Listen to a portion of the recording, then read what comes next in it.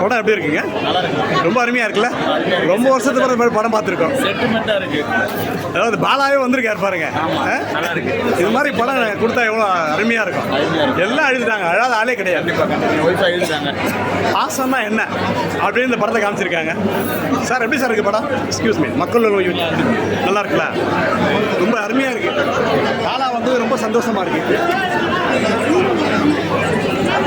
Madam படம் எப்படி madam இருக்குது? படம் எப்படி இருக்குது? செம்மையாக இருக்குது, ரொம்ப அருமையாக இருக்குது. எக்ஸ்கியூஸ் மீ, படம் எப்படிமா இருக்கு? பார்க்கலையா? ரொம்ப அருமையாக இருக்குது, மறுபடியும் பார்க்கலாம். இது ரொம்ப நாளுக்கு அப்புறம் அந்த டிஷன்லாம் இல்லாமல் இதுலேயே ஃபைட் இருக்குது, அந்த நியாயமான ஃபைட் இருக்குது.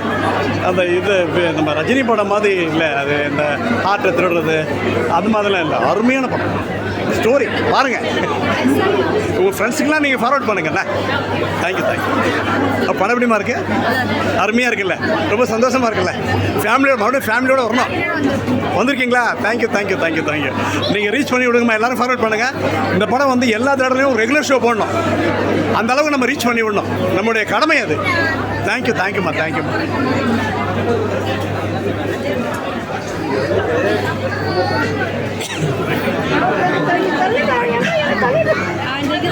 மக்களே பாலா வந்திருக்காங்க.